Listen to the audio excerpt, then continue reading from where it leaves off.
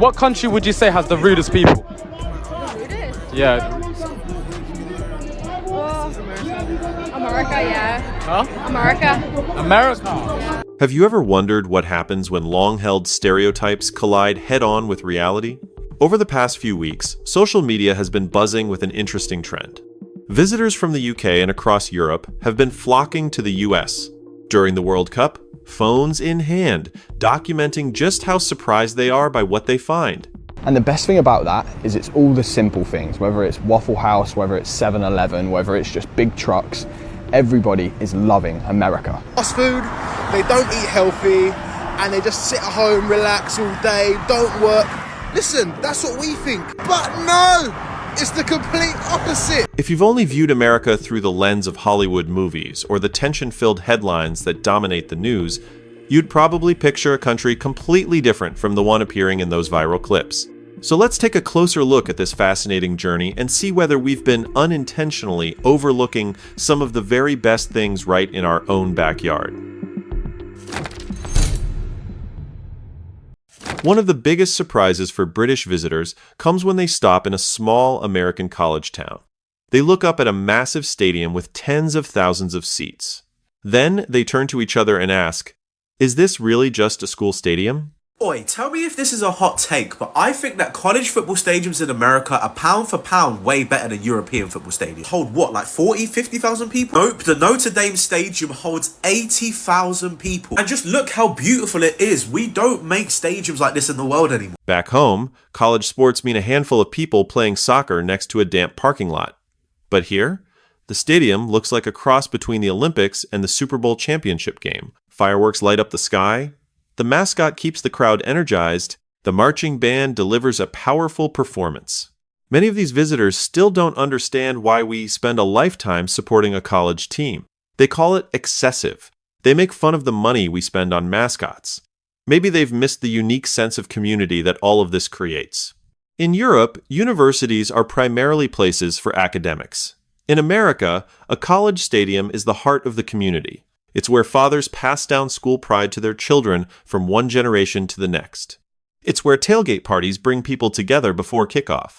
Today, the NCAA and multi-billion-dollar television deals have turned college sports into a massive commercial empire. With NIL policies, student athletes have become true stars. You can see it on Nike and Fanatics jerseys. Everything operates in a highly organized way. The coaching systems meet professional standards. But behind all the numbers, what makes British visitors stop and take notice is the school spirit. It's something they've only seen in movies. Maybe instead of seeing it as excess, they're beginning to realize it's a different kind of wealth, the richness of community and spirit. Saturday afternoons aren't just about football. They're about sitting together, cheering together, and believing in something far greater than the pressures of everyday life. Their amazement serves as a reminder. The things we consider normal every day are, in fact, priceless cultural privileges. Sometimes, it takes the eyes of a stranger to help us appreciate what we've had all along. Enjoy the video so far? Don't forget to hit like and subscribe. That will help the channel continue to produce more quality videos with diverse perspectives and very ordinary yet meaningful stories. Drive-through culture in America is considered something quite new to people from the UK. It seems we've become so accustomed to turning our cars into a second home ever since the 1950s. The spread of suburban neighborhoods made the automobile a necessary bridge between places, and over time, that convenience gradually became a way of life. People often call it laziness, but could it simply be the American practical mindset? We optimize our time so we can spend it on things that matter more than standing in line inside stuffy buildings. Then there's the magic called free refills. Thanks so much. You're welcome. You find out that America has free refills. Have you noticed the look of amazement on tourists' faces when employees at McDonald's or Burger King keep coming back every 6 minutes to refill their soft drinks? To us, it's an obvious act of generosity. To them, it's an almost unbelievable level of abundance. Of course, profit margins on beverages at chain restaurants are typically very high. The ingredient cost is only about 5–10% of the selling price, but the psychological value is worth far more. It creates the feeling of being taken care of, being welcomed, and enjoying unlimited comfort. For many people, a car isn't just a means of transportation, it's a personal, safe space. It's where you can listen to your favorite music, eat your favorite food, and feel at ease amid the rush of everyday life. These convenient services, though seemingly small, reflect an important part of the American identity, valuing individual freedom and maximizing efficiency. Sometimes, seeing them through the eyes of a stranger helps us appreciate the simple things we've long taken for granted. Take a look at your backyard. Do you see anything special? No? That's probably because you're still looking at it through the eyes of a true American. But to foreigners, especially our fellow Brits, it's something that could be considered a rare sight. Ooh, this is nice! Girl! American houses are just insane. Have a look at this 110-year-old cottage we're staying in here in Georgia. And look at this ginormous garden with our very own Spanish moss tree. There are squirrels and lizards running everywhere. This place is enchanted. In the UK, living space is quite limited. Houses are packed closely together. They still have a classic charm, but they also feel somewhat cramped. If you live in a major city, it's very difficult to find a house with a backyard. And even if you do find one, do you know how much it costs? Go ahead, take a guess. In central boroughs like Westminster or Camden, the average price often exceeds $1,200 to $1,400 per square foot. Having a garden adds roughly a 20% premium to a London property's value. Homes near parks or commons can add an additional 12%. You do the math. But in America? Almost every house seems to have its own yard, and many larger homes even have both a front yard and a backyard. Why have we designed our lives to be so spread out? Many people may see it as wasteful, but it seems to come from a deeper philosophy. Every man's home is his castle. Since the end of World War II, the suburban dream has become a symbol of independence. There, a home is more than just shelter from the elements. It's a safe space where you can escape the noise of the crowd and the interference of others. That's what freedom through space really means, a place where you're free to control your own surroundings without having to comply with the strict architectural preservation rules so common in Europe. Of course, this freedom always comes with trade-offs. You have to spend time maintaining your lawn, taking care of your house, and accepting longer drives. But honestly, how many people would turn down the feeling of relaxing on their own spacious property after a long day at work? While Europeans seem content sharing crowded public spaces and amenities, we've chosen a different path, creating our own little kingdoms, separated from the crowd. For some reason, many people have the stereotype that Americans are cold and not very welcoming toward foreigners. But during this tournament, those people may owe Americans an apology. What has surprised you? Just how friendly everyone's been. Everyone's been super accommodating. I am absolutely in shock. I have people asking to show me around. I have people offering to take me out on a boat. I have people offering to take me to their favorite restaurants. And that is beautiful. You see it all the time. At Walmart stores or restaurants like Denny's, it's perfectly normal for a complete stranger to strike up a conversation about the weather or compliment the shoes you're wearing. For visitors, it can be a bit of a culture shock. But for us, it simply seems like a way to create a little human connection in the middle of a busy world. Why do we naturally engage in small talk like this? Maybe it's not an invasion of privacy at all. Maybe it's simply a way to break the ice between strangers. When a server at Cracker Barrel lingers for a few extra seconds to ask about your trip, or when the family at the next table suddenly starts chatting with you as if you've known each other for years, it's more than just politeness. Those human interactions are often what stay with visitors the longest, making their trip to America more memorable than anything else. Some people may see this as unnecessary chatter, but look at it another way. It's the hospitality of a nation that sees itself as the host. This friendliness seems to erase social barriers, creating an atmosphere of equality where anyone can become a companion, even if it's only for a few minutes. Maybe that's why those visitors are beginning to change the way they see us. What once felt like unusual openness is gradually revealing itself as genuine warmth. In a world where headlines so often focus on conflict or dry economic statistics, the kindness found in everyday moments may be the clearest evidence of the true character of a generous nation. You've probably seen visitors from abroad arrive at the airport on high alert, gripping their luggage as if they'd just stepped into a war zone. That's the product of Hollywood movies and the sensational news coverage that the international media so often reserves for America. They arrive expecting a country filled with tension, crime, and endless political conflict. If all you ever saw were the broadcasts from major news networks, you might also believe this is a nation in decline, exactly as the narrative has been written. But once they begin driving beyond the major cities and wander into an ordinary suburban town, that illusion starts to fall apart. They see children riding their bikes beneath rows of lush green trees. They see families gathering at Denny's or Waffle House on a weekend morning without the slightest sign of unrest. They even see wildlife casually wandering through neighborhoods with no one complaining about it. Definitely not real. I'm a Brit living in America. We just don't get this in the UK. That's the scenery I get to see every time I drive here. You see, this is a surreal view for the Brits, but quite normal for us, right? Strange how different we live, right? The headlines about division suddenly feel out of place when they witness neighbors cleaning up a local park together or experience the sense of community at a high school football stadium.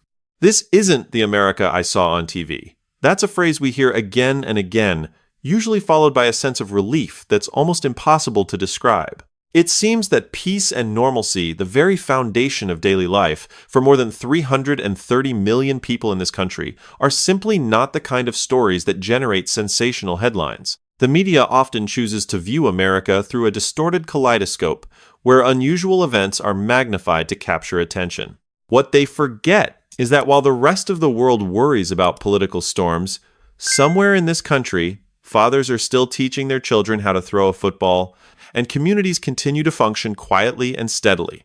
Once those visitors realize the world isn't nearly as frightening as the media portrayed it to be, they don't just feel a sense of relief, they begin to see us differently.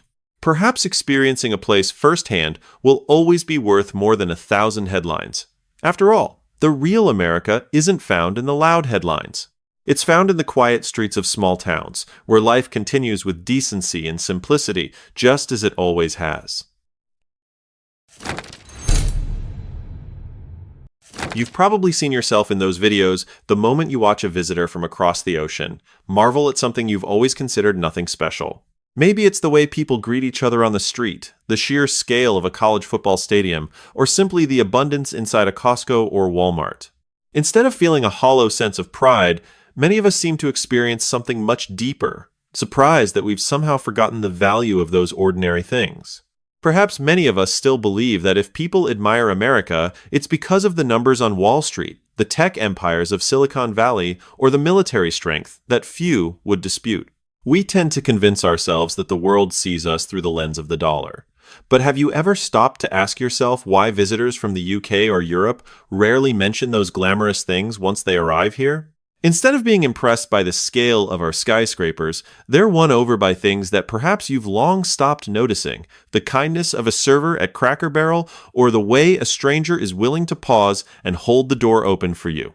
Could it be that we've fallen under what might be called the curse of abundance? When you live in an environment where convenience becomes the default, the human brain seems to learn to tune out what's familiar. We see neatly trimmed lawns and our neighbors' smiles every morning, but do we really see them? Sometimes, people need a stranger to act as a mirror that awakens those feelings again. You can see in these comments, I am truly blessed to be born and raised in America and from Texas, but if I was born in any other state in this country, I'd definitely be grateful. I'm loving being an American right now and watching the world experience the America I know and love. Hospitality is ingrained in American culture. One bug reason we are called weird and aggressive is that when we go to other countries, we are loud and love to talk. We are a loud and rowdy country. This year, we are taking it to another level with hosting the World Cup along with Canada and Mexico. Plus, we are celebrating our 250th birthday. Welcome to America World. The nice thing about the World Cup is most Americans are not invested in the US winning. We're just enjoying the visitors and the vibe. We love a good party. Win or lose, we're having fun. Isn't it strange that it takes a visitor from across the ocean to remind us that the way we treat one another in everyday life is one of our greatest treasures? It isn't something that can be listed on the financial statements of Apple or JP Morgan Chase, but it is the glue that keeps a community together through times of change. You could say that kindness here isn't an accident, it's a deliberate cultural choice. In the end, appreciating these ordinary things may be the very key to maintaining an optimistic spirit. Sometimes, the magic isn't somewhere far away. It's found in the way you treat people every single day. Once we begin to recognize the value of what we already possess, not what we can buy, but what we can give, that may be the moment we truly become more confident in our own identity. Perhaps it's time to look at the ordinary things around you with a fresh pair of eyes. Have you noticed that once the excitement of enormous stadiums and the overflowing shelves at Costco begins to fade, what truly stays with visitors has nothing to do with material things? It's the feeling of belonging and of being genuinely welcomed.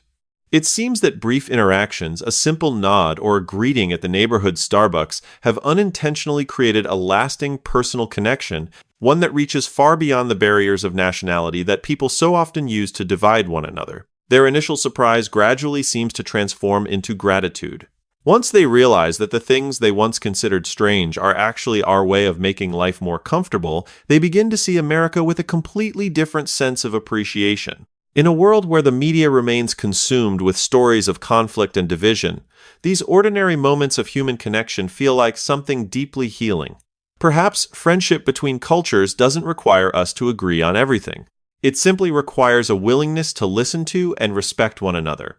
After all, perhaps you've realized that the desire to connect and to be understood is humanity's most universal language, whether you're in London or anywhere else across America.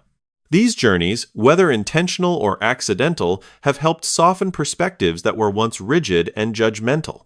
It seems that kindness and the feeling of being understood possess a quiet power, one strong enough to erase the distance between people. Perhaps it's time we stop seeing one another through outdated stereotypes and instead through the sincerity of real-life experiences. In the end, our visitors' journey across America wasn't just about road trips or a few check-in photos. It became a meaningful cultural exchange that helped break down stereotypes that had existed for far too long. Perhaps the greatest lesson these videos offer isn't about how great America is, it's about learning to appreciate the simple values that have always existed around us. Sometimes familiarity blinds us, and we need the perspective of an outsider to realize just how fortunate we really are. What about where you live? What's one thing that would surprise or impress a first-time visitor? Don't hesitate to share your story in the comments below. You might be the one who inspires someone else to see the place they call home in a completely different way. This video is based on the shares, experiences, and personal viewpoints of the quoted individuals, combined with the channel's commentary and analysis to provide a multifaceted perspective and encourage discussion. The content does not claim that these experiences represent the entire United States or all British people. Each country has its strengths and challenges, and each individual will have different experiences depending on their circumstances, location, and perspective. The most important message the video wants to convey is always be open, seek information from multiple sources, and if possible, experience it yourself before drawing any conclusions. If you enjoy fresh perspectives and fascinating stories that challenge long-held assumptions about everyday life, don't forget to like this video and subscribe to the channel so you won't miss the next journey. Thank you for joining me, and I'll see you in the next video.